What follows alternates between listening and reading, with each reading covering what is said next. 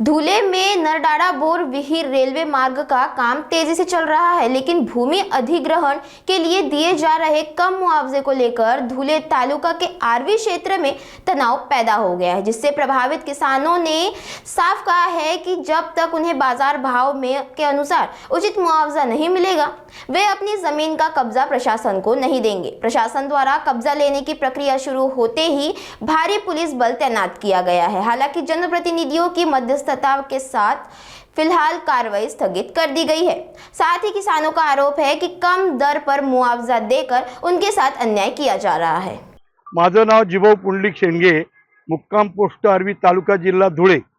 आज रोजी रेल्वे अधिग्रहण संदर्भात शेतकऱ्यांची या ठिकाणी मीटिंग झाली आणि मीटिंग झाली असताना आम्ही मधल्या काळात कलेक्टरना निवेदन दिलं की शेतकऱ्यांना योग्य मोबदला मिळत नाही। जोपर्यंत योग्य मोबदला मिळणार नाही तोपर्यंत आम्ही शेतकरी शेत जमीन मोजू देणार नाहीत।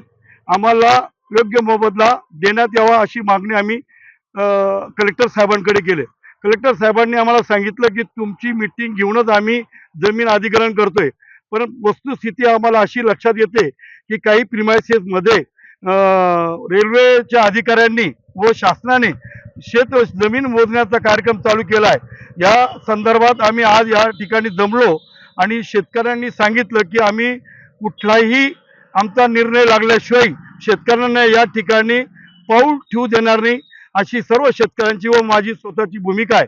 तरी शासनाला जमीन देण्यास शेतकऱ्यांचा व आमचा विरोध नाही, परंतु शासनाने योग्य मोबदला द्यावा। अगदी तुटपुंज असा मोबदला देत आहेत। मी या ठिकाणी सांगू इच्छितो की आरवी नॅशनल हायवे क्रमांक 3 व समृद्धी मार्ग याप्रमाणे शेतकऱ्यांना मोबदला दिल्यास शेतकरी शासनास जमीन देण्यास तयार आहे।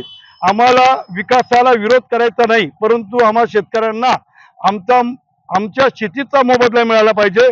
आमचं उपजीविकेचं साधन आज आमच्यातनं हिरून जातंय।